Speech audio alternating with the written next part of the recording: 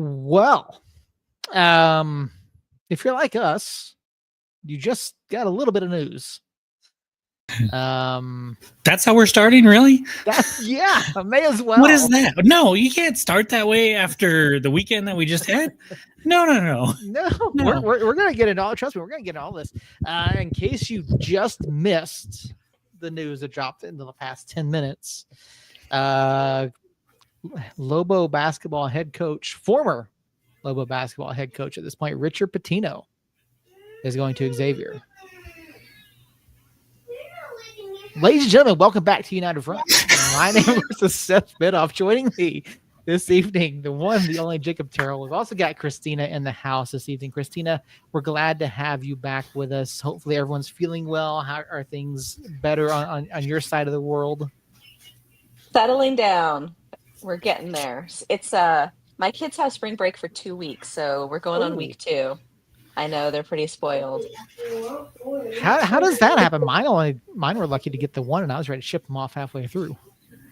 I know. It's we've needed it though because we've been working on moving into the house. So this time around I'll take it, but I don't know. Their school has just always done 2 weeks off. Interesting. Yeah, I didn't know any of the schools did that. So, yeah, that's interesting. Yeah, spring break just ended. The kids are back in school. At least mine and probably Jacob's are as well. But yes, things are going well. How are things progressing with the house and everything? I've been cleaning, and my daughter moved in today, so she was the last holdup. Her and her cat. So she's in her room right now, putting everything together, and she said she's ready to decorate it rather than have to like put clothes away or figure out where to put things. So it'll feel good, I think, come this weekend. I think we should all be settled. Good. Glad to hear it. And you got power this week? I've got power. I've got lights. You can see me this time. Yeah. Well, good. We're glad to have you. And obviously, I mean, March Madness is in the middle of everything. We've got soccer. We've got so many things going on. Justin and Josh already over in the chat. I mean, yeah, it's been a crazy day. Crazy 24 hours for those of you who are Lobo fans. Lots of transfer portal news. Coach Pitino moving along.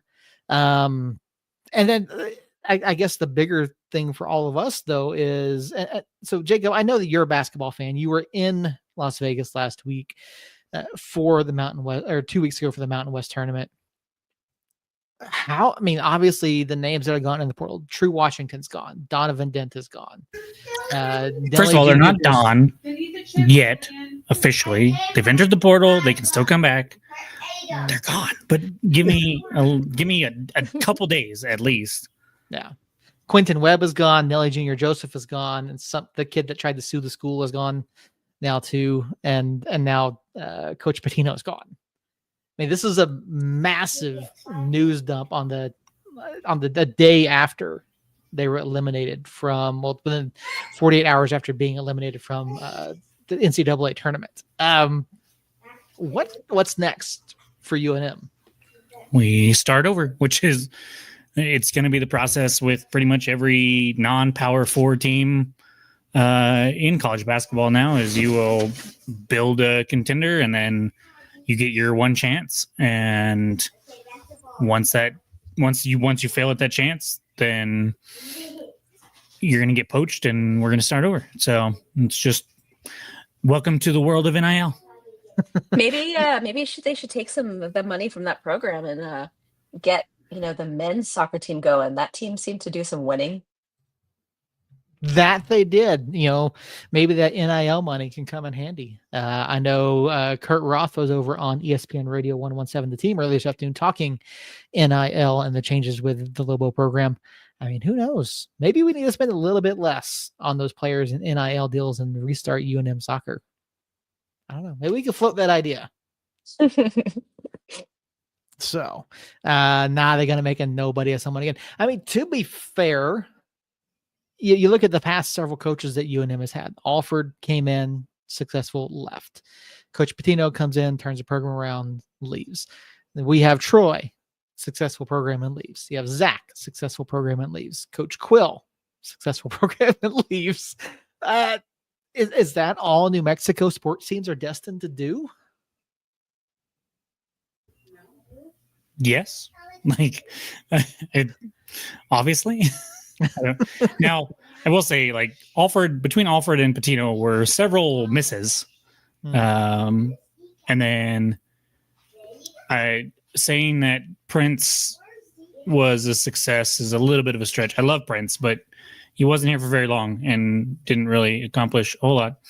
And so, yes, if you are successful here, you are probably going to get another opportunity elsewhere at some point, and we'll just see the 10-year length vary between now and then, or between different chances. So Sanchez, I think, will be here for a few years, but if he performs at the level that I think he can, and I think he will, then he's destined for other things too. So maybe as far as the United side of it, when D1 Pro Rel. I was going to say the same thing. Maybe in 5-6 years when D1 comes around, and if New Mexico's part of it, then a coach will want to coach here long term. Yeah, that's the only thing that'll get it squared away on the United front, anyways. Is D1 status and success there, maybe, or moderate success there. I think if you do too good there, then other bigger leagues will come calling too. But yeah, and we're never going to be the Premier League, which I think is, or at least the Power Five in Europe. Those are the top tier. We're never going to be those. We're never going to be the Power Four conferences in college basketball or college football. So yeah, we will be destined for rotating wheels there. But if you're successful and you give us good memories and then you leave like Patino did anyways, I'm not going to hold it against you like Quill did. I'm not going to hold it against him. Troy, Zach, Alfred a little bit, but that's just the world we live in now.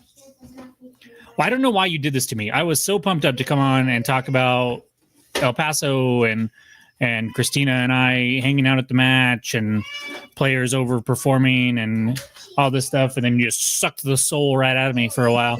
So I really appreciate that, Seth. You really do.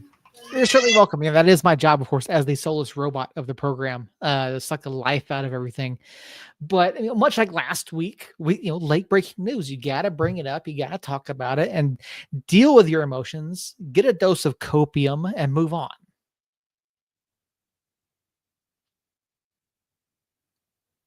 No. Okay. So let me ask you one more quick question briefly about the Lobos. Is there any name that stands out now that, some of these guys are already making moves and going to new schools that you might want to see come in and take over the UNM Lobo men's basketball program? I mean, obviously UNLV has Josh Pastner now, who, has a checkered history, to say the least, former Georgia Tech coach. That's one name that's off the board. There are certainly others off the board as well. Is there, like I said, is there someone that you could see leaving and coming to UNM? Not at the moment, no. I haven't. He literally had announced that he was leaving 5 minutes before we came on. Mm-hmm. I've not had the time to process or think about that, and I was still holding out hope that he was going to come back. So next week I might have a list for you, or next week we might have a coach. I don't know. We'll see. Very entirely possible to have a brand new coach next week. And we've certainly seen it happen that fast before, and things do move quickly, particularly when you have programs that do perform like the Lobos did this year. On the flip side of things, do you have programs that aren't performing at the levels that most people would like them to be? Namely, Little Brother. Little Brother has opened the season winless now after 3 matches, after losing to our very own New Mexico United 1-0 out at the Lab, and the season home opener, I should say, of the 2025 season over at the Lab. And we'll just hop right into it.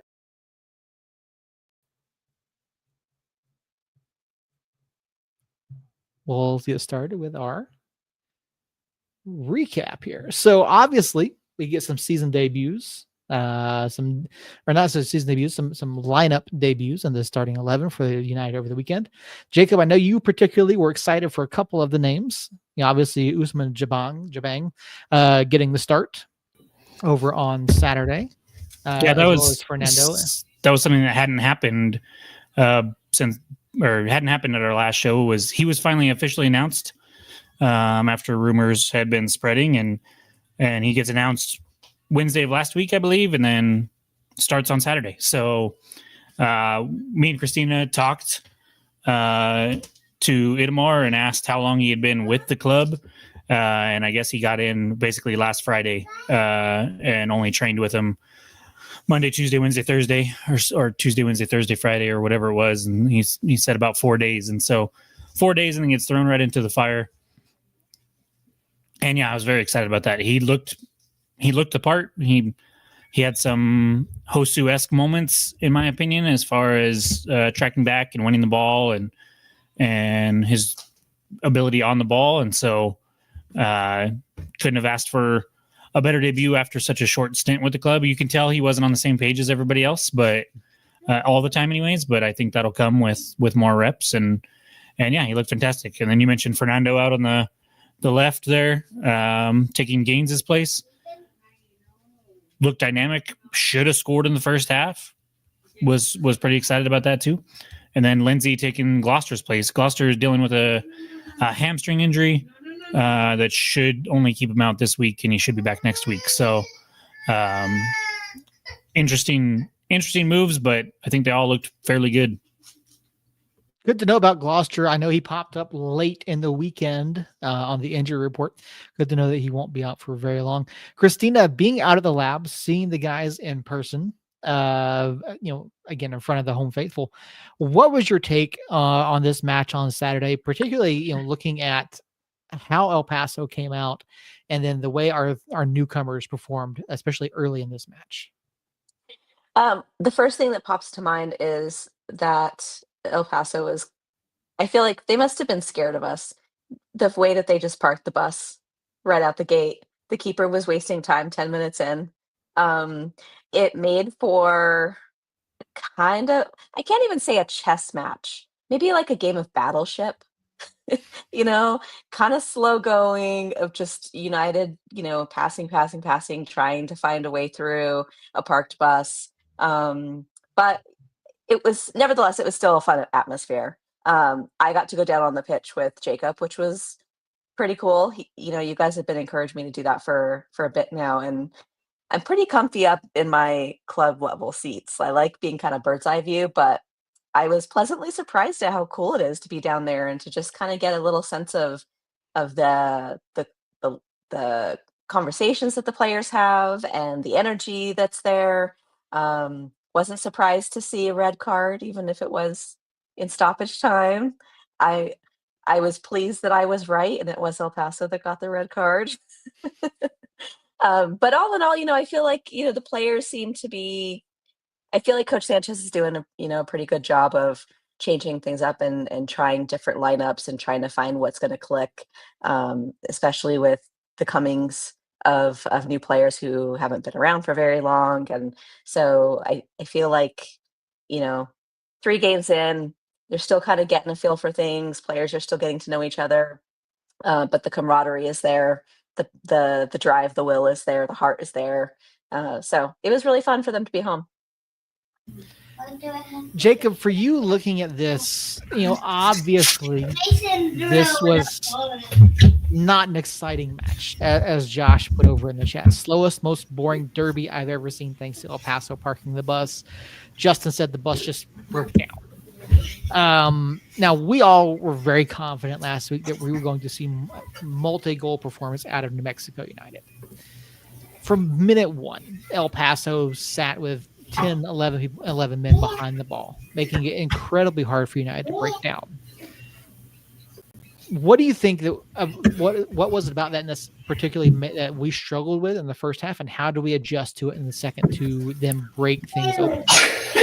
Well, I'll tell you, when I went to the presser after the match, Sanchez basically admitted that he was very surprised at the tactics that El Paso deployed. And I think we all probably were a little bit. I saw them in the preseason. They pressed pretty high a couple times in the preseason. They did get beat by doing that on one goal, but I definitely thought that they would at least come out here and try to play instead of doing what they did. I think we did a better job just being a little more direct, trying a few more things here and there in the second half that seemed to kind of work. Players seemed to make a little bit better runs. Like that, we just saw that situation right there where it wasn't the best run. It didn't connect anything, but we just saw more of that, a little more creativity and a little more purpose in the final third there. And then, of course, get a little bit of a chance here on a break, get El Paso spread out a little bit and get a chance here. Now, El Paso had a couple chances before this that they possibly could have completed for the smash and grab 3 points and got the hell out of the Dodge with the 3 points and played like garbage, in my opinion, before that. But we did just enough to keep them out of the net. And then Hurst, Hurst has been incredible to start this season. 3 goals in 3 matches, gets the winner here. Just allowing El Paso to spread out just a little bit. They had a few more counterattack options, like we just saw those last 3, but we made them pay by, Kalen having the ability to get back and win that ball and spring Rivas, who sprung Akale. It was minor things that made differences in the second half. And there's probably a decent chance that if we don't get them spread out and they actually stay in that low block with 2 buses parked for the remainder of the second half, that it doesn't happen and we don't get that goal, but we're able to do just enough. And then as Christina alluded to, the fireworks there at the end, silly red card. I don't even understand why he thought to do that, but that's El Paso for you.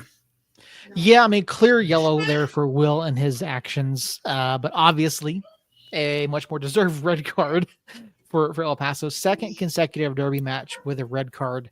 Second consecutive match of the season for El Paso with a red card. When you look at this, and I do agree, watching at home, it didn't feel like the derby. It really didn't. It felt slow. And not that the teams weren't. Well, I can't say it's not that we weren't trying. We have plenty of final third entries, but El Paso just seemed to not care at all about this match. And what was missing? What was missing in this match? Like, why did it take so long for us to really see any sort of drive from either team? El Paso didn't want anything to do with this. They proved that by the keeper going down 10 minutes into the game and wasting time. They just didn't. I don't know. I thought we would see more of a fight from them, but they came in waving the white flag from the get-go, and for whatever reason, that's the game plan they decided to go with. I'm still kind of confused by it, still kind of shocked by it. I do think it's something we see, maybe not quite to the level El Paso did, but if you remember last year, Lou City came in and they very much parked the bus, believe it or not, and tried to break on the counter. And I think that's what we get a lot this year.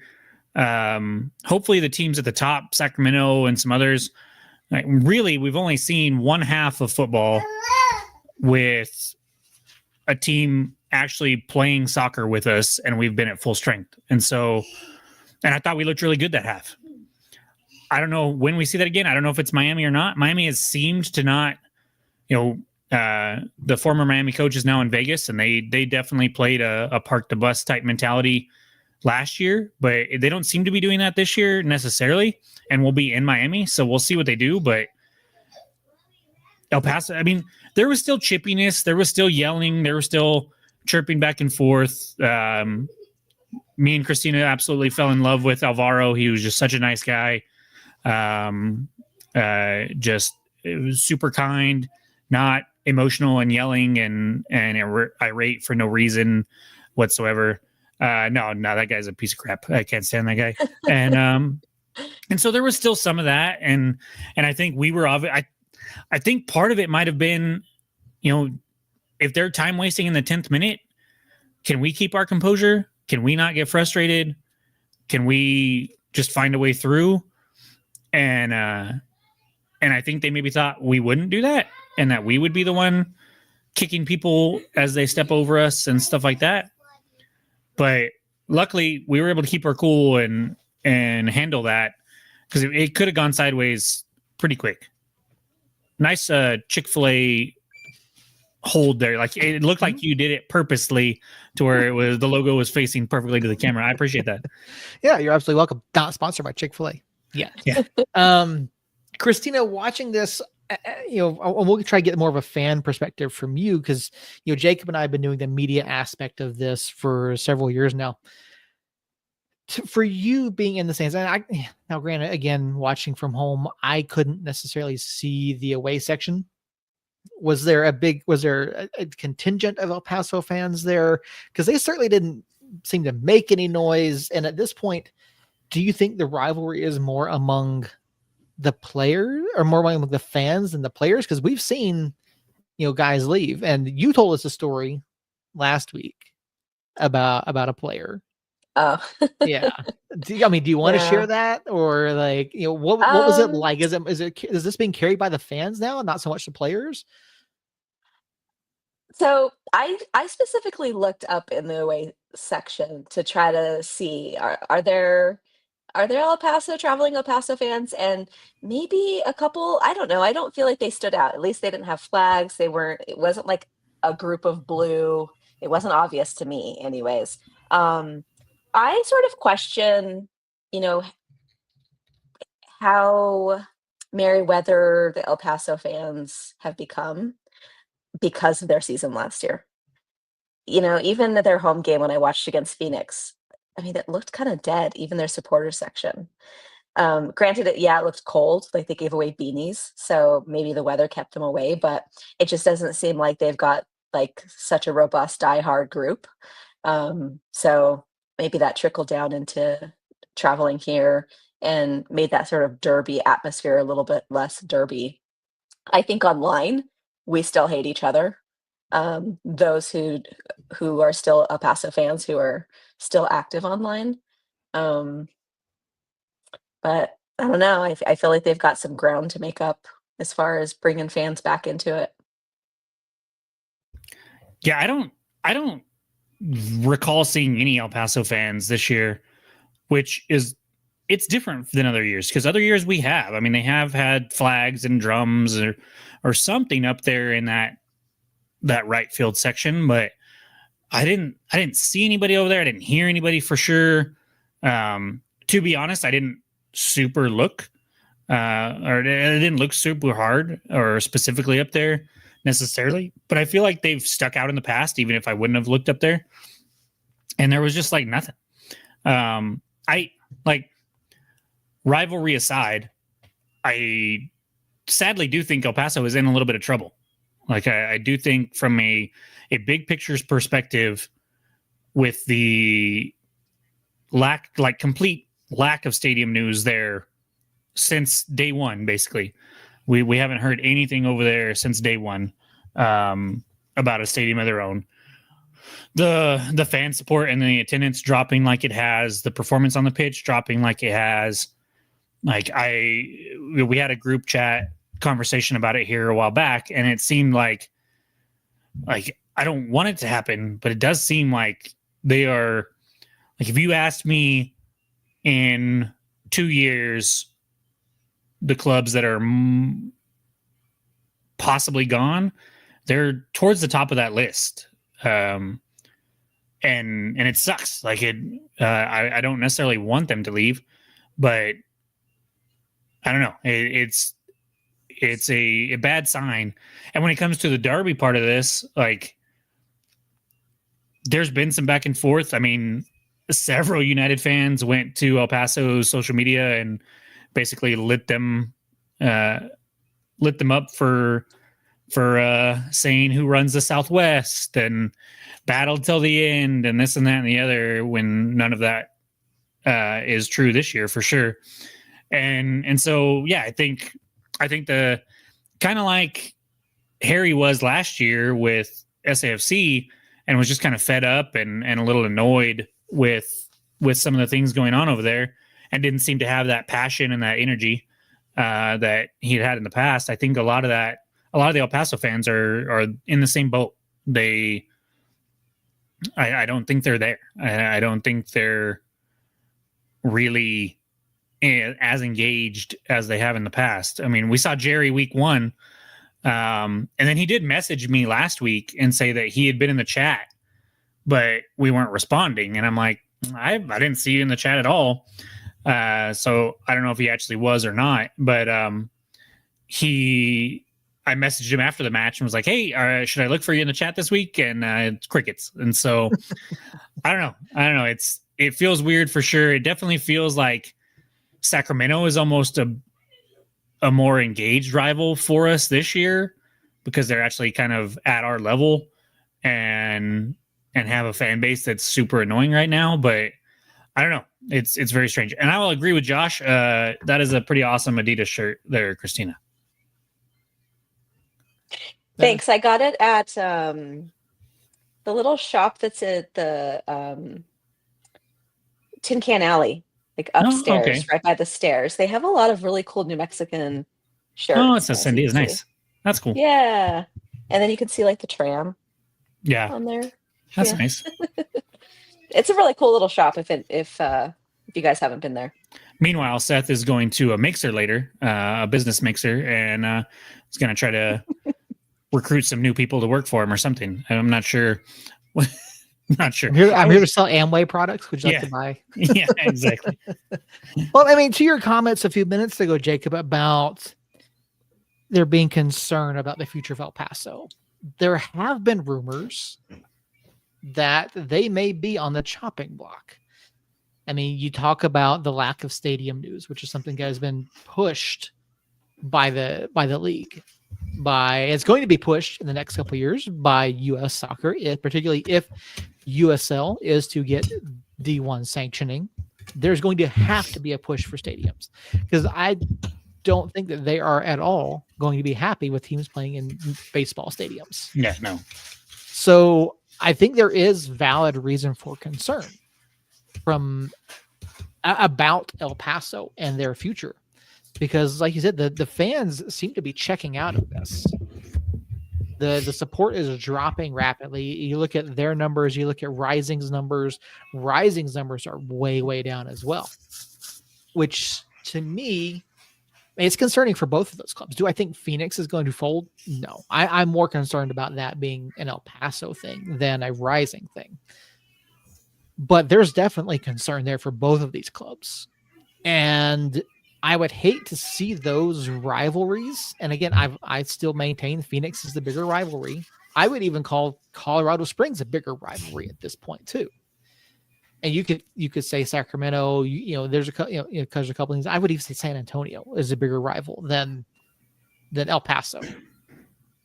But it's concerning when the fans aren't even engaged. Like they're that checked out. I'm concerned. And I would hate to see something that could be good for the region, good for the league, just disappear.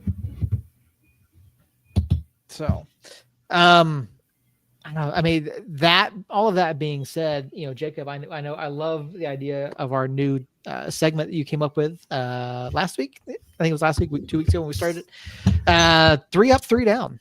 Yeah, I mean, last week, and that's not an original Jacob idea by any means. I was doing that back when I was doing Somos News, and I'm what sure I do stole you it from somebody mean, then. Jacob? We came up with all original ideas. No one has ever come up with a podcast before either. Exactly. Yeah, well, since we were just on the topic, my number one down was El Paso. Like the fan base, the tactic of coming in and parking the bus like that. I think there was a little bit of hope for them among fan base and stuff like that coming into this game with the crazy 4-4 draw. Notwithstanding, they lost the lead in that one, but they at least were putting up some goals. They were playing some attacking soccer. They draw with Colorado Springs in week 1, but after this, man, to not even have the confidence to come and play actual soccer against us and throw those tactics out there. They were by far and away the number one down that I had coming out of that match, and it's for all the reasons that we just talked about. It's a little questionable with what's going on right now over there. That it is, Christina. I didn't think of it. I didn't really feel like I had a down. I mean, Jacob's down. I'm like, oh, I didn't realize we could pick the other team. Yeah, it's whatever. I pick that every time now. I mean, you'll see. I'll eventually have some off the wall ones. Another one of mine was my gains for MVP pick right now, not looking fantastic. And then we still can't score against that low block, which I know is a problem for a lot of people, but our goal came in a moment of transition and a counter press or a counter attack.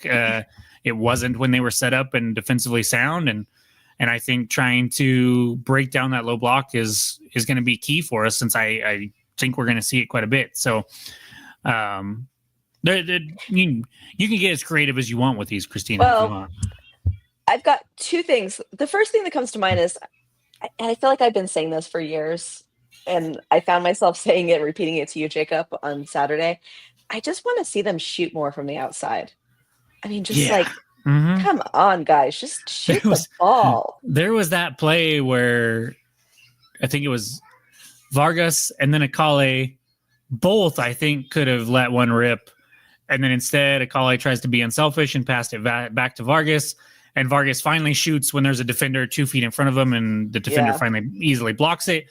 And in that moment, I was screaming, shoot the damn ball. And so, yeah, definitely, I think some minor tweaks that we can do to possibly score against that low block. Vargas, I've got a highlight that I'll be posting later this week of Vargas making a play. In fact, it was part of the reel that I put out for the episode here. He makes a play, and then he does create some space, and he does go to shoot. It gets deflected out. They call it a goal kick for some reason. But so it seemed like we started off maybe possibly going to be shooting, and then we didn't for the rest of the match, basically. And so that for sure was a down. Yeah, and, funny enough, a player that had stood out to me, at least against Sacramento, was Pondeka, because he was shooting from the outside. Yeah. So the other down I was going to say was him getting injured. It was hard to see him after the game, just so distraught. It was heartwarming to see all of the players going and talking with him and, trying to just give him some words of encouragement and support. But man, sucks seeing a player get hurt. Yeah. And we didn't really get an update on that. It was a shoulder injury of some kind. He was, after the match, he did come out and get with the team close to the 18-yard box, and then participated in the run and jump and celebrate after the wins. And then he did sit there and look pretty distraught, like Christina said. So I'm not sure it's going to be a season ender by any means, but obviously I'm not a doctor and I didn't consult with anybody that was there at the time. I didn't feel appropriate to necessarily being that soon after the injury. So we'll see what we can figure out in the meantime between now and the next match, and see if we can figure out a timeline there for you guys. But it definitely was a downer. Yeah, Pondeka was going to be my top one. Obviously, the injury, when it occurred, it was hard to see what exactly happened. It looked from the broadcast angle that he came down when his arm was extended, and he did something to his shoulder, maybe not necessarily the rotator cuff as Justin suggested, but there was a low angle on the broadcast, if you did not go back and watch it, where they rolled him over onto his right side. They're trying to stabilize his upper body, and they're working his shoulder almost as if he dislocated it, and they're trying to get it back in. So I don't know. You guys said he came back later. I don't know. Did he have his arm? It was in a sling. It is sling. It was a sling. Okay. Yeah. So that would lead me to believe maybe some sort of dislocation, potentially like a sprain of some kind, hyperextension. there's any number of things that could happen in that area.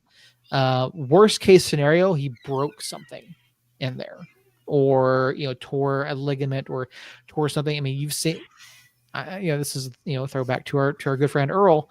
Where guys, they'll tear pectoral muscles. And they will be in a sling for some period of time. So I mean, there's always a possibility of that as well. I don't know.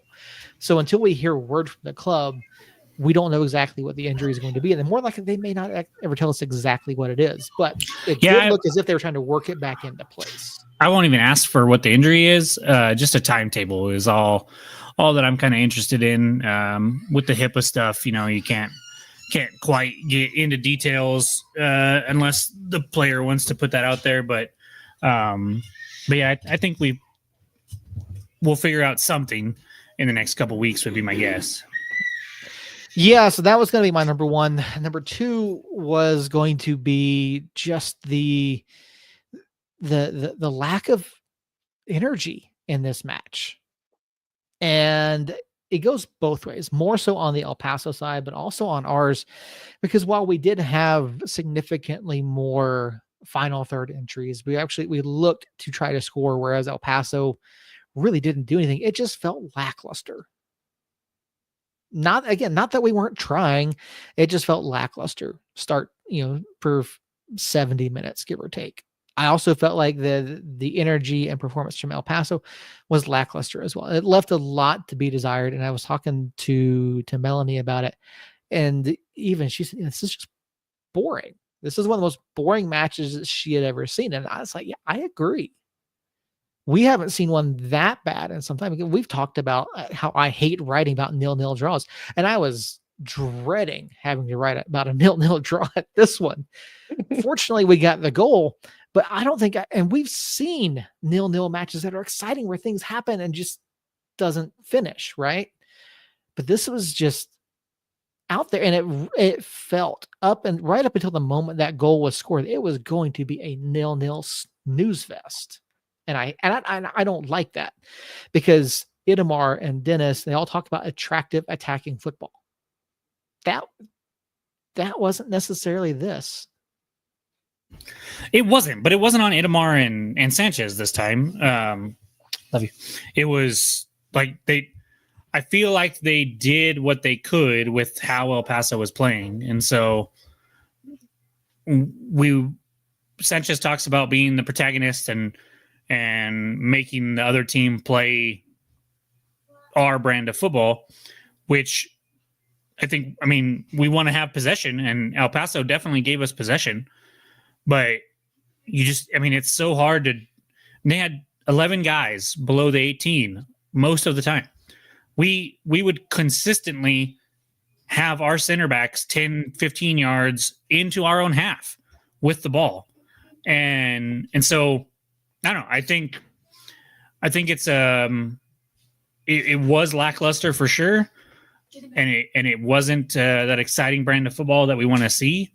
But I don't think that it was United that had a say in that, unfortunately. No, I would agree with that. We really didn't. El Paso absolutely. I was going to say the same thing. El Paso did not come to win. They certainly didn't. They came to not lose, which is disappointing. It's disappointing anytime you have a soccer match like this, a derby match where players should be chippy. It should be physical. It should be attacking. There should be a desire from both clubs to go out and pick up that win, no matter where they're at. And that wasn't there. And I think it killed the momentum. We couldn't get out and run like we wanted to. We couldn't try to break lines and create space when, again, you've got guys sitting 10, 11 behind the ball, and it sucks. I do have one more down, and that's going to be related to a conversation, Jacob, I know you were having over on Twitter over the weekend with a certain protagonist and a prognosticator of USL Championship matches, one John Morrissey, who I was like, what are you talking about? Somehow does not seem to think that we were worthy of any spot in his top 10 of his power rankings. To be fair, he's been consistent. We haven't been in the top 10 all year. And honestly, I think if you're coming at it from his point of view where you didn't have us in the top 10 to begin the season, I don't think we've necessarily done enough to warrant bumping up into the top 10 necessarily. My problem was that we won a game against the rival that was playing not to lose, and somehow we moved down a spot in his rankings. While teams like Monterey Bay, who, yes, they did beat Orange County 3-0. 2 of those goals came after a red card in that match, and they moved up like 12 spots or 11 spots or something like that. They jumped way up in Nick Murray's rankings too. Well, I've got that issue with Sacramento too. I mean, why do they rank so high? They barely beat us with a player advantage for most of the match. Mm-hmm. Then they had a bye week. Mm-hmm. I mean, what is it that is making them rank so high? I mean, what does John have Sacramento as? Like number 2? 3. See, and they've played 2 matches, and the one against us was, I mean, well, I don't know. I know he used to work for Sacramento, so I'm assuming, like, if we switched from being a United podcast to trying to cover the USL as a whole, obviously some black and yellow bias would factor in there. So I always take where he has them with a grain of salt. But yeah, I think what's going to happen is at some point in the next 31 weeks or 27 weeks, since there's only 30 matches this year, the truth about both us and Sacramento will come out. And I think that truth is going to be a harsh reality for whiny Sacramento fans. And it's just a matter of time. They haven't looked bad. They haven't looked great. This early, it's kind of about where you start in those power rankings. And everybody had Sacramento high because they were bringing back, Cicerone missed a lot of time last year. Roro was obviously out the whole year. So, and we all had him, except for Harry, who had him at number 1. We all had him at number 2 in the West. And so there's a level of expectancy there that I do think, given their 2 matches, isn't necessarily like that level of performance or that level of expectation shouldn't have dropped too much yet. But at the same time, we have more points. Obviously, we've played a match more than them, but we have more points than them. We looked the better club when both teams were at full strength in that match. And if they come here and try to play that same style and we have cleaned up our bad passes at the back, I truly believe we're going to run them out of the lab and just destroy them. And I don't know if it'll take that long for people to realize who the better team is there or not, but that's what's going to happen. I had that interaction with John, and then I kind of left it alone. The USL, Nick Murray actually had us at 5, still behind Sacramento, but did have us at 5. And so we've always talked about the bias, the East Coast bias, the Sacramento bias, the Phoenix bias, but we're starting to get our due. And I think as long as we perform as well as we think we're going to, we'll start to get that even more. But yeah, I didn't even think about putting that as a down because it was such a but you didn't do this, but you didn't do that, and so there was really nothing to really see there. But thanks for shouting it out because that was a down moment for sure. But on the flip side, we got to talk about up now. And despite the lackadaisical manner of this match, I think there was still a lot of up to pull from match specific. And I started the down, so I'll let one of you guys start the up. But I think I'm curious to see. I don't think there was a clear number 1, or maybe there was. I don't know. but I think we could, like, if we all did 3 different separate ones, we could have 9 different answers here for sure. For me, I have to highlight a much better performance from a player who got more time this week, Gideon Zelalem. Okay. Much better performance out of him. And I know his debut performance for United was not good. It was not good at all. I wanted to see more time out of him. We got more time. He looked better. I will say it. He did look better on the ball. He looked crisper. He looked more on the same page. So I was really happy to see that. So we'll talk about it when I talk about one of mine as well. But with Gideon specifically, I'm curious to see what it looks like, what he still looks like against a team that's not giving us all the time and space in the world to operate. And I feel that way about some other players that I thought performed really well, but I want to see it against some other competition that's not here, have the ball and 3 yards of space. We're not even, because that was the thing with El Paso was they were parking the bus and then they weren't even like attacking when we would get into spaces. They would just kind of like put their body between us and the goal and say, no, you're not coming this way. But they would not try to win the ball back hardly at all.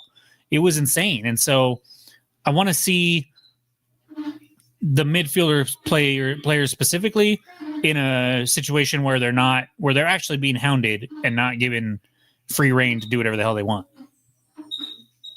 Yeah, I don't disagree with that at all. I do think that there are players who need to be tested.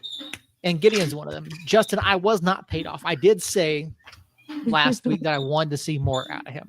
I wanted to give him the opportunity to change my mind on him. And it's just, he looked better. But again, as Jacob mentioned, he wasn't necessarily challenged by El Paso. So I do think that when we go up against I don't even know at this point, because Rising is terrible. Colorado is not great right now. Oakland is not great right now. I don't know where that challenge comes from at this point. Maybe Monterey, maybe Sacramento, right?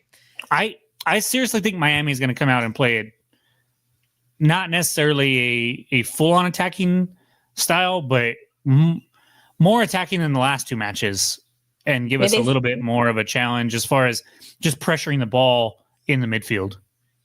Yeah. And I mean, they scored 30 seconds into their game against Tampa Bay. So you never know.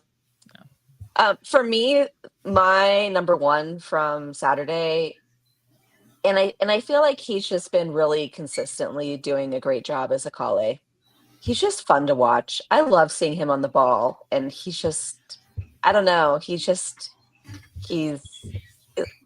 maybe small but mighty. Yeah. His ball handling skills are great.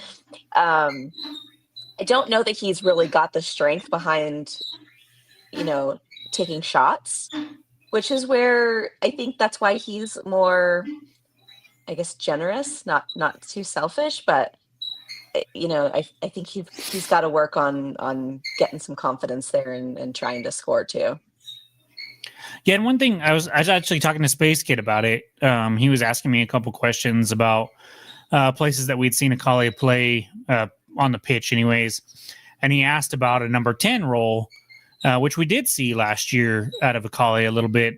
And I wonder, he brought up a good point that I think might be the case if we're facing that low block. Now Vargas did fantastic. I loved everything about Vargas in this match as well, but Akale's ability on the ball and his quick burst speed in those tight spaces, I think could be a game changer there in the middle of the pitch, as opposed to out on the left or out on the right, like he was playing. And so I wonder if we see that low block again, if we don't see an Akale in the number 10 role at maybe not even for the whole match, but at times him and Vargas can kind of rotate. I saw it in the preseason match against El Paso and the preseason match against Denver University, where they lined up just like they've been lining up, with Akale out on the right and Vargas as that number 10 role. But throughout the match, we kind of saw him switch. And I didn't see that at all in El Paso. And I wonder if we see that low block again, specifically, if we see that switch just to try to change up and throw different things at him. And I wouldn't be surprised. We could even see, we saw Hurst play out on a wing a little bit last year at times. So even if like those three players just kind of pivot and Akali goes to the 10, Vargas goes to the 9, and Hurst goes to the wing, just for periods against that low block, and see if that happens and can shake things loose and stuff like that. But he was fantastic. That the few runs that he had where we did have some open space, I thought he looked really, really good. And the goal, the wherewithal to drive to the baseline and then come back, pick your spot. And then once you get a player to commit to free up that space where Hurst was, and to get that ball to Hurst and with perfect pace on it, was fantastic. And I think out of all the players, there's probably 4 or 5 that I think could be the man of the match, but he was definitely one of them. Yeah, great performances from a lot of different guys on Saturday, and certainly a lot of things to build on going forward. Jacob, there were 2 career moments that popped up on Saturday. Talk to us about those. Well, first, I didn't give my up. And my up is going to surprise some people, because I think he was arguably the man of the match. And of course, that's Nanan Hosu. No, just kidding. It's JPG. It's Sergio Rivas. I mean, he's another guy like you talked about, Seth, with Gideon, or like we talked about with Gideon. I want to see him do it against a club that's actually trying. But you gave him the time in El Paso gave him the time and the space, and 75% of the time, which is better than 50% of the time, he made the right decision. And if for no other reason, one, he was getting back defensively. He was hustling real hard on that. But that ball to Akale on the goal, the hockey assist pass there, was a thing of beauty. And it's a pass that I think I get frustrated because I see him make those passes once every blue moon, but he just doesn't try them enough. Like, he constantly is playing backwards or sideways when he has the talent and the ability to put a ball in play like that you're just like, oh, chef's kiss. That was beautiful, Sergio. Why aren't you doing that? Trying that at least 2 or 3 times a game to spring these speedy wings that we have. And so I just don't quite understand why he doesn't do that often. But in this match, he did it often enough, and he controlled the ball and he picked his spots. I saw him in the first half specifically being one of the very few players that was like, hey, they're playing a super deep block. I'm going to try to like make a run here to free up space here, or I'm going to pop over here instead of staying where I've been at, and trying to do different things. And I thought he was at least trying in those situations when we weren't doing much. And so, yeah, I mean, just a completely different performance for him. I know there are people in the club that are high on what he could possibly bring this year, and that he's just going to keep getting better. I'm still kind of in believe it when I see it mode as far as like a prolonged thing, because we've seen flashes like this before, and then he's reverted back to the Sergio Rivas that we know and can't stand. And so we'll see. But for this particular match, I have to give credit where credit's due and say that he was one of the top contenders for me for man of the match. And for content's sake, that's who I would give it to, if for no other reason. But the milestones you mentioned, Seth, yes, 2 players, both of which had a huge hand in getting the 3 points here. Alex Tambakis, 20,000 minutes in the USL Championship. He has been around a while. He talked about it after the match, that at first he was just proud to get the win and the clean sheet. But then when he was asked specifically about the 20,000 minute milestone, he was proud of that. He was proud of the fact that he'd been able to be in the league that long and perform at a solid enough or a high enough level for players to trust him, or coaches to trust him, and teams to trust him and allow him to continue to get minutes and continue to be number one and this, that, and the other. And so a huge milestone there. And then of course he comes up with a fantastic save against Alvia shortly after, that I think the first 5-10 minutes of that second half, things really kind of opened up for a little while, and we couldn't capitalize on it. But they had a couple breakaway chances, we had a couple chances, and their one major chance that they had, he's able to get a paw on it and deflect it out for a corner, and preserve the lead at that time. And then he comes out and he makes things difficult for Armando a couple minutes later when Armando has a chance, and Armando ends up putting it wide because of the pressure that he was under from, I believe it was Ryden, and then of course Tambakis. And so 20,000 minutes, the one save that he needed to make, the clean sheet, just a really good performance for him on a personal level. And then the other one was Greg Hurst, gets the goal, stays hot on the season, 3 goals in 3 matches. He has now made 100 USL Championship appearances between us and Phoenix, and 69 of those have been with New Mexico United. Thank you.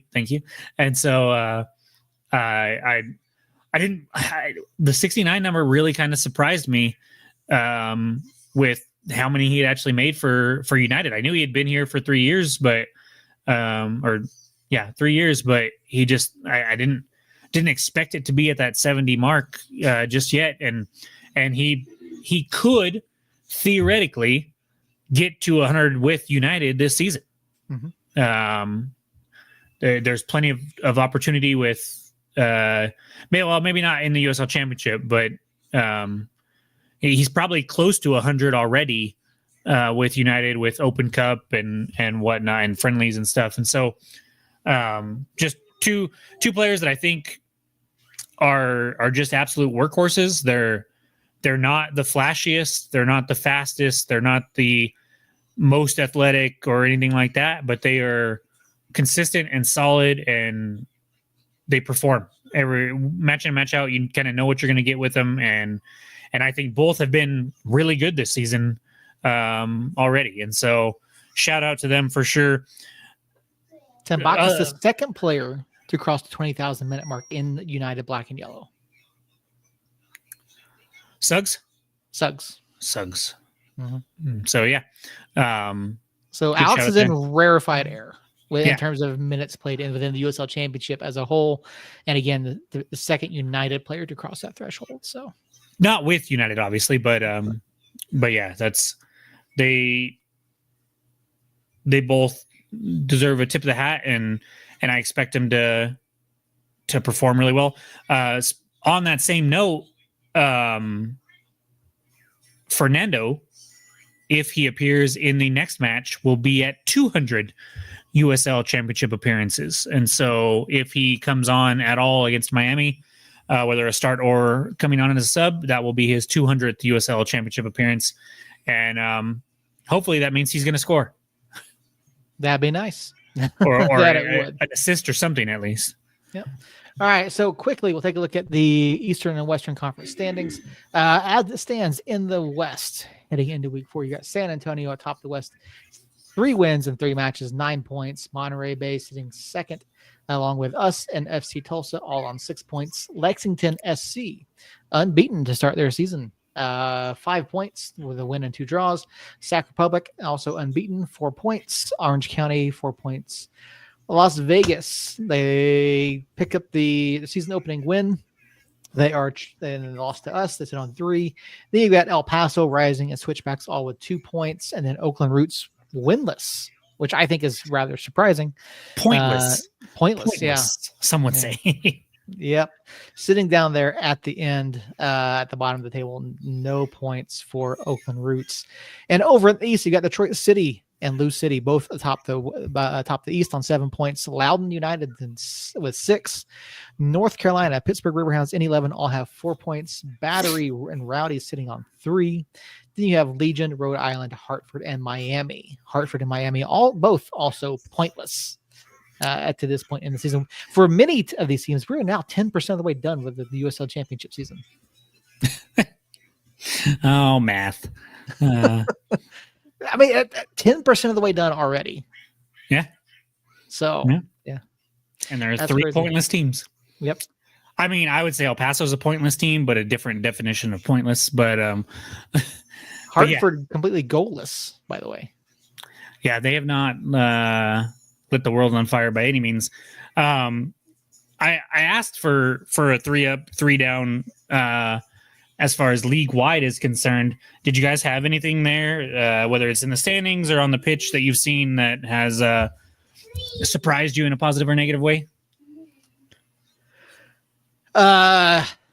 Surprise and negative. Colorado. I don't know what's going on there. That is surprising. They were one of the clubs that I expected significantly more out of this season. Obviously, still quite a ways to go. Disappointing start to the season for them. Obviously, last year they started off really slow. They were, I think there was a time when El Paso, Phoenix, and Colorado Springs were the bottom 3 for like 2 weeks in a row over in the West. I'm not too concerned about them. I also wasn't as high on them as some others were going into the season. I gave them the benefit of the doubt because they won the championship, and they were second in the West last year. So it wasn't like a rising situation the year before where they came from the 6th seed to win the title, and it kind of they performed most of the season last season really well, and then they got hot in the playoffs and rode that to a star. But I don't know. I'm more surprised by Oakland and their lack of performance on the pitch. Not because I thought they would be at or near the top by any means. I thought they'd have at least a point by now, and they just haven't. Monterey Bay took it to them. San Antonio beat them pretty handily over the weekend. I don't know. Something seems off there, and it's a shame because they just didn't set the record, but came close to setting the record with 26,000 fans in their home opener there at the Coliseum after moving there this year.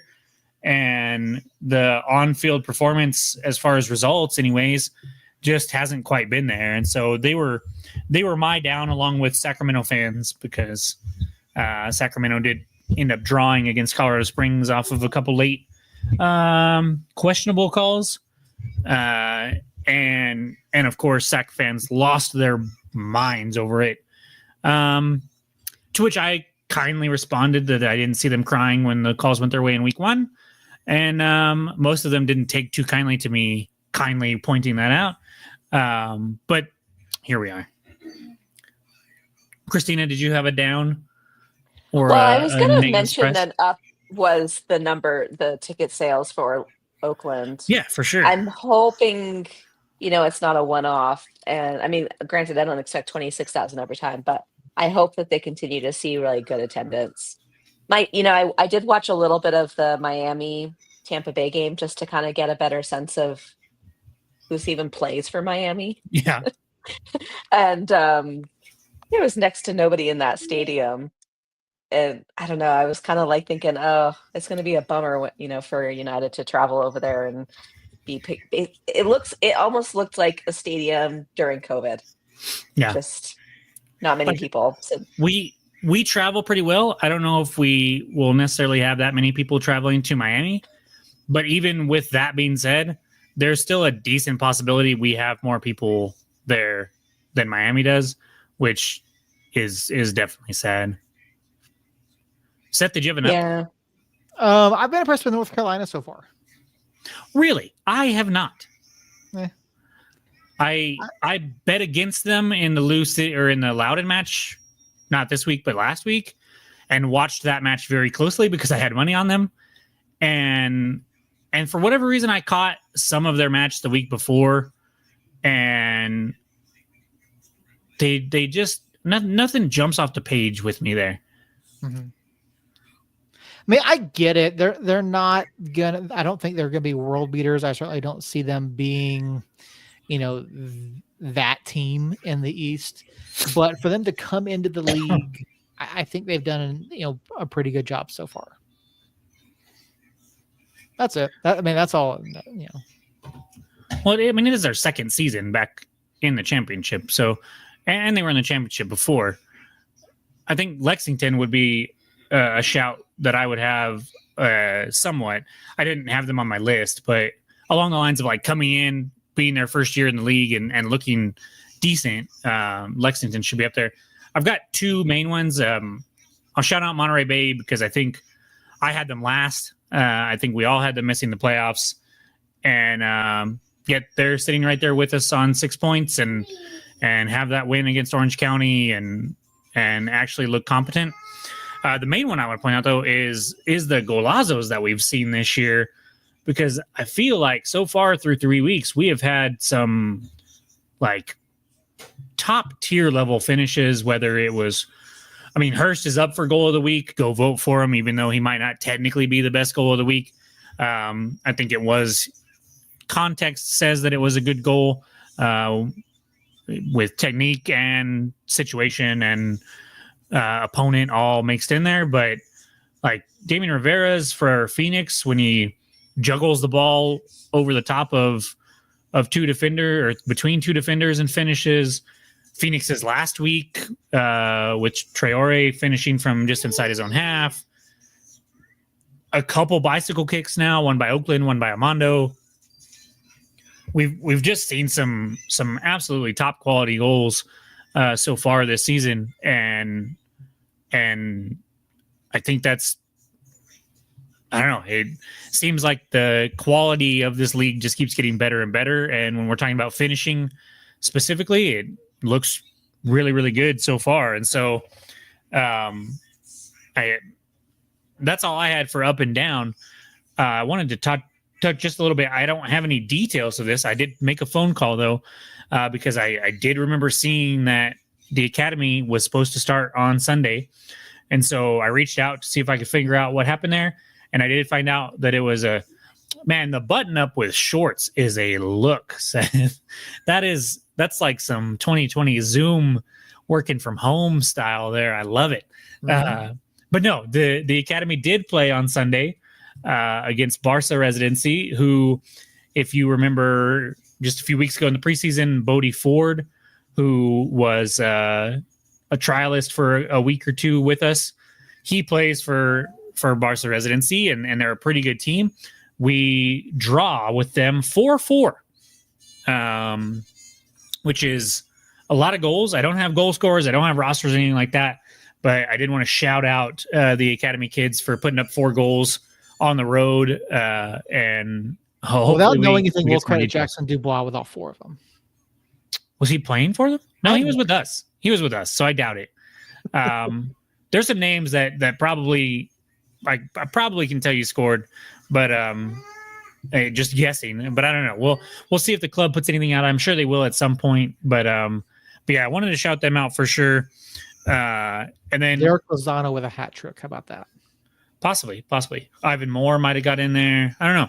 We'll see. But 4-4, not a win, but still put up 4 goals against one of the better. I mean, you're going up against a group of kids that live, eat, sleep, and breathe soccer there at that Barca Residency, and you come away on the road with a 4-4 draw. Nothing to be ashamed of by any means. All I got left is this Miami preview. Mm-hmm. I don't know who plays for Miami. I don't know what to expect, but they will have 11 players on the pitch. They will for at least part of the match, barring a red card. What do you guys have any thoughts on that? Christina, you watched them a little bit. You said anybody stick out for the 5 minutes that you could stand watching them, or what are your thoughts there? First I thought their player, what was their number 9? I don't know his name. He's the one that scored like 30 seconds in. And it was a pretty good, he got ahead, the keeper kind of bumbled a little bit, and he had like a nice little flick into the goal. Nice control. So I thought, okay, I kind of like this guy. And then he got a PK, and he skyballed that. I mean, it was giving Jesus from the PK spot. So, yeah, I changed my mind about him. I wasn't quite so sold on him. The only other player that kind of stood out to me was their number 10. I'm guessing he's a veteran. I forget his name. Sebastian Blanco. Blanco. Yeah. But I don't know. It was kind of a boring game. I think I made it like 30 minutes in, and it was kind of like, meh. I'm bored. Yeah. Blanco played for 7 seasons with the Timbers up in MLS. He's definitely an old head. But he looks, when he's healthy and in match shape, he can be kind of a difference maker, but I just don't know what to expect here. It's just Miami. Like I don't know. You go through their roster and literally, I'm looking at it right now. I follow the USL fairly closely. I recognize Sebastian Blanco from his days with the Timbers. I know Bill Hamid. Yeah, Bill Hamid, but not necessarily from here or from USL. And then Akinyode. Those are Ricketts and Cardona. Though there's just not a lot of names that really stick out. Akinyode is probably what I would consider one of their best players as far as like factoring in that they're in their prime. And so other than that, I just don't know. I do know that I do like these white kits that they have. I don't know if they'll be wearing them or not, but I would say Akinyode is the guy to watch for me, or Sebastian Blanco, depending on how he's looking and how offensive they want to be. But just not a lot there, and I hope that we come away with 3 points, like I think we should, because I tried to give them a little bit of the benefit of the doubt this year, but I think they're just going to be wooden spoon contenders this year as well. Yeah, I'm hoping the East Coast travel goes better this season. That's going to be the big thing this weekend, because we did not do well with the East Coast travel last year. We didn't start off doing well. If you look at the season as a whole, it was fine. But Tampa and Charleston definitely took it to us. Rhode Island was kind of wishy-washy. We ended up drawing over there to start the season, but it wasn't terrible. It just wasn't fantastic, if that makes sense. And we did do a little bit better against these worst teams. I mean, we beat North Carolina. We beat some clubs that we should have beat on the East Coast. So I expect us to do that here, unless they play that low block again. And then I don't know. We'll have to see.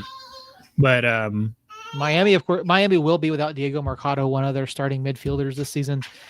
Picked up a red card for a second yellow in stoppage time against the Rowdies. Hi. Say again. Say hi. Hi. There you go. So they'll be without Mercado, but I mean, yeah, you look up and down this roster, and again, the names aren't recognizable. There's no one that stands out. Our biggest problem this weekend is going to be us. Can we overcome that hump that we had last year? Can we overcome the travel? Can we perform on the road? That's the big thing. I think it's if we don't pick up 3 points, it's on us. It's not going to be because of anything that Miami does. It's going to be because of us. So that's where I'm at with it. So we saw some United lineup changes this week that we talked about. Do we see more going into Probably. The Miami match? And if so, what do you think they're going to be, or what do you want them to be? I mean, probably. I think it's like a fun surprise. Who knows what Sanchez is going to come up with? Yeah, I agree. Yeah, I do think there will be in terms of who does what, where, when. I obviously I imagine we'll be without Pondeka for at least a couple weeks. So maybe you give the start to, I don't know if Zeke will be back in time or not. I don't think he will. I would expect we give him the weekend off. He might be with the club, but he might be on the bench, but I doubt we start him coming off of tonight's match. In fact, let me check on that. So I think Usman gets the start again on Saturday. Give him the opportunity to continue to gel with these guys. I think you've got Gideon who can come in off the bench, but that does leave us fairly empty in the midfield. Right, in terms of depth. Now you do have guys. Obviously, Brucey can play in there. Vargas can play that mid, and you've got guys like McKenzie that can come out. But I think you see Usman get another start, and I do think you see us play a bit more aggressive than what we did against El Paso. But again, that's going to depend on what Miami wants to do. But I think you still see Greg Hurst up top. I still think I don't think we get Brucey in the mix yet in terms of that. Maybe Thomas Among gets a start. I think it'd be good to see him out there, but I think playing at sea level is going to benefit a lot of our guys. Yeah, I feel nice for them. I don't know how you like. I was talking to my buddy Will about this and wanting to see Among out there. I just don't know how you take Hurst off. So if you don't take Hurst off, where do you put Among? Mm-hmm. He can drop back a little, like Justin just said, but Vargas is also playing really well. So this is a weird one to me because I don't know if they just ride the hot hands because everybody's performing really well, especially up there on top with Vargas and Akale and Hurst, or if you switch it up because it's Miami and you're traveling back east and you've got players that have played, 3 90-minute matches in a row and stuff like that. I'm just not sure what to expect there. I want to see Usman again in there. I'd love to see an Usman Zalelem starting midfield just to see kind of what that looks like. And then you still have Rivas on the bench. But I'm not sure. I think if you were to tell me that somebody makes a debut start that hasn't started a match yet, I think Among and Brucey are probably the two shout-outs. I just don't know where you put them. Mm-hmm. Yeah, that's reasonable, and it's hard. And we talked about Brucey, last week, 2 weeks ago. Like, what do you do with Brucey? That's tough. I mean, potentially you could put both Hurst and Among in there. Have Hurst drop a little bit deeper, have Among up top. But does that hurt Hurst's production in his start of the season? So there's a lot of things, and it's like, okay, well, I don't know what I would do. I don't know what Sanchez would do. Right. Well, and we saw late in the El Paso match before we scored when Brucey came on, it definitely looked to me more like a traditional 4-4-2 with two up front with Bruce and Hurst up on top. And so you could see Bruce and Hurst up top and then a midfield of Zalelem and Rivas or Jabong and Rivas or whatever there. And then the same wingers, Akale and Fernando or Gaines out on the outside and change up the formation just a little bit to get a couple more people up there. But then you still got to take Vargas off, which I don't know if that's the right move or not. I do like Justin's shout. He says let Lindsay rest. I would actually let Seymour rest because he's performed really well and has played a lot of minutes. And one thing that surprised me with these subs was, and Lindsay for that matter, we saw players play in positions I didn't necessarily expect them to play in. We've seen Lindsay play everywhere except his actual position of right back, getting to start on the left. We saw him play center back in Vegas. And so I think there's probably a little more versatility there than we're letting on. So it makes me basically know basically makes me think who the hell knows what we're going to see as far as lineups, both to start matches and throughout the match. But I think we probably go pretty much a similar lineup, maybe a few tweaks. If Gloucester's back, maybe we do put Lindsay on the right and give Seymour the day off, at least from starting, and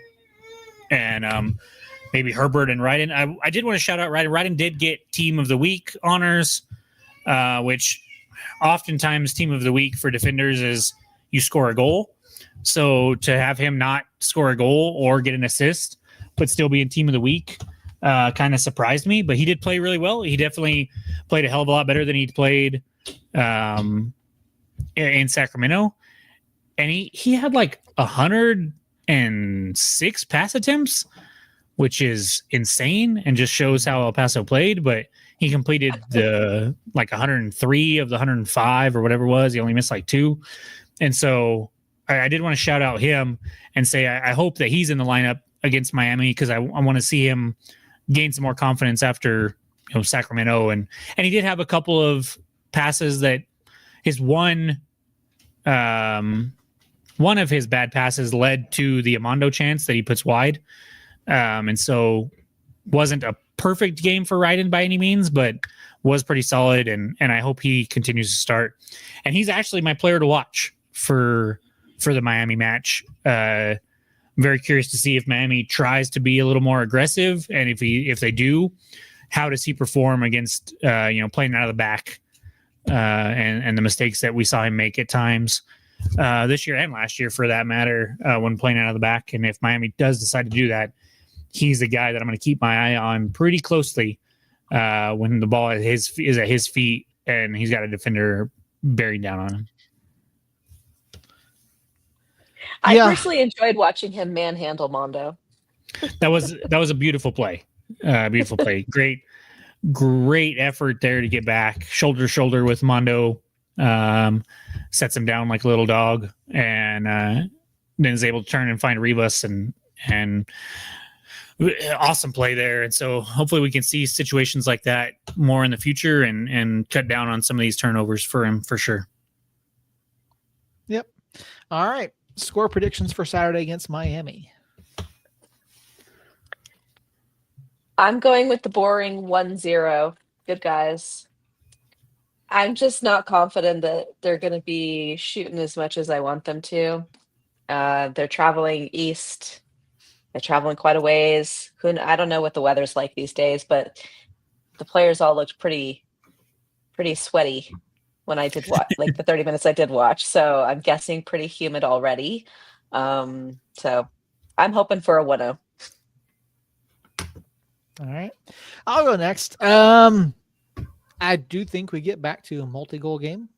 I don't think that Miami is as good as El Paso is, if you can even say that defensively.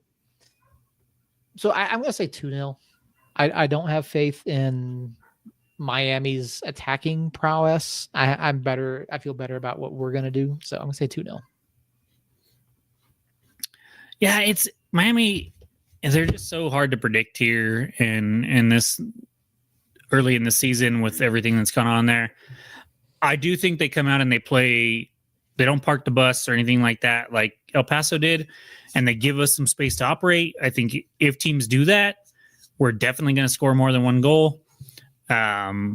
We saw Las Vegas do that, and we ended up putting 3 on them. And so, or Las Vegas didn't even do that. They gave us more space than El Paso did, but they definitely played with 10, 11 men behind the ball. And so I think 3 should be the minimum. But in honor of the Philippines national team score today, where they won 4-1 against the Maldives national team, and Bailey did play all 90 minutes there. He didn't score, but he might have had an assist. It doesn't really say here on the research that I was able to do. I'm going to predict 4-1. And last year or the year before, I predicted 4-0 a lot in the hopes of that coming true. Obviously, it didn't. But now that I'm throwing in the 1 for the other team, maybe we'll get a 4-1 for sure. And I think we come away with 3 points regardless of what the score is. I think we should find a way to pull one out, and that has me excited because that would put us near the top, especially if San Antonio can't go ahead and pull points out of their match this weekend. All in all, it was ugly this week, but we get the 3 points, we get the goal that we needed, we get the stops that we needed, and sets us up nicely here for a run with Miami and then Colorado Springs coming up on the 5th. So feel like we're sitting pretty good right now. And then we've got North Carolina after that, who me and Seth disagree on. But I do think that we have some chances there to perform pretty well. So with that, guys, I'll let you guys clean anything else up. If you have anything else you want to throw out there, United related. Christina, actually, talk about, we're about halfway through now with the United and your ability or inabilities, you know what I'm talking about. How's that been going? I think we've had 4 weeks, I think, so far. So we have 2 weeks left. and it is a blast. We are having so much fun. Um, the best part is the very end. We spend like the last, I don't know, 30 minutes or so playing a full game. And it is just a hoot seeing all of the players coming together and battling it out. I'm seeing them developing skills. Some of the kiddos that I've been working with when they first started 4 weeks ago couldn't even kick the ball, and now they're kicking it with laces and shooting goals and having a blast. So super rewarding getting to go each weekend and help support these families. The United in Our Abilities, which is like a one-off, is going to be mid-April. It's the Saturday before Easter. So we're getting going with registering kiddos for that one. But the top soccer one, I think, has been a hit. So hopefully it'll be similar to the United in Our Abilities, where it'll be like a regular annual event. Good. Super, super fun. Yeah, we talked about that on Saturday at the match, and then I got to meet Jeremiah, who is a patient of yours, or what do you patient? Is that the right word? Yeah, I feel like like it's a not. client. Yeah, awesome He's kid. my buddy. Yeah, awesome kid. Wants to be on the pod. We'll get him on for sure. I told him was a blast meeting him. I'm getting messages from Jerry saying that he is trying to comment in the chat, but it is not showing up. Jerry made no comments in our post-season opener match, by the way. Yeah, so not at all. I don't know. I don't know why it's not coming through, Jerry, but I appreciate you tuning in. And is he trying to talk on Facebook? Because we're not on Facebook. No, he said he's in the YouTube channel. No. But I appreciate you at least hate watching us. I want to make sure you're okay, though. I worry about you in times like this. I worried about you a lot last year. I would like some comments back on your meme over in USL Fans on Facebook, but I understand if you just want to be alone and have time to sulk. But appreciate you tuning in. Appreciate everybody tuning in and commenting over in the chat. Jane, it sounded like you might have been at the Academy match, so I might be messaging you here in a little bit to see if I can get some more details of how that played out. Seth, you got anything else for us? I do have one sad note to end the show. Of course. The New Mexico Runners season is over. Their season finale was this past Sunday out at the Rio Rancho Event Center. The Runners fell in overtime in their season finale by a final score of 7-6, leaving them with a record of 1-10 on the season. So difficult season for the Runners. Obviously, parting ways with coach Steve Familetta in the middle of the season and bringing in head coach Brian Weems. A lot of growth yet to do for this club, and long off season before we get to see the Runners again next year. So difficult season for Andres and all of our friends over at the Runners. I hate it for them, but that's the way soccer goes sometimes. Definitely saw improvements under head coach Brian Weems over the first couple matches. So we'll see what happens. Yeah, we'll try to get Andres on for a postseason recap type thing if he wants to. And yeah, I watched the end of that match. It was rough, but I do think there were signs of life there at the end after the coaching change, and maybe they'll try to grow on that and try to make some tweaks to try to get some results to go their way next season.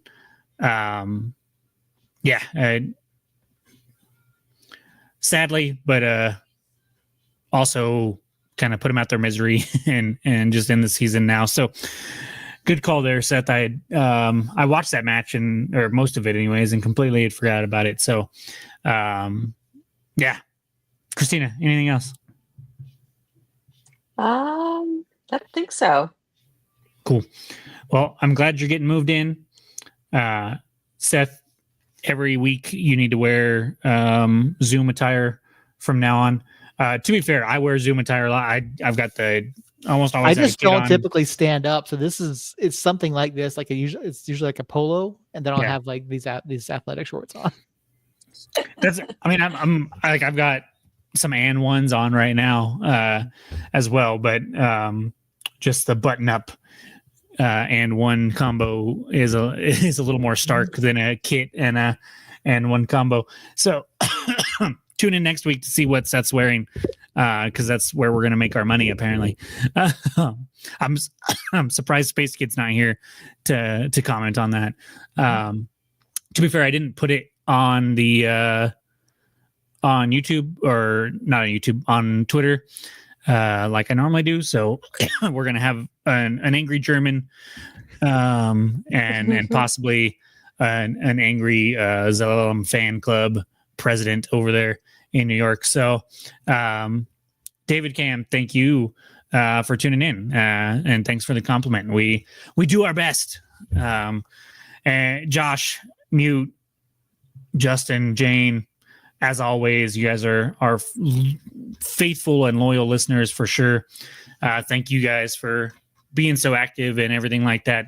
We really appreciate it. We love the back and forth and the ability to talk to people. I reached out to a guy from Hobbs, who was talking about who comes from this area down here, goes up there.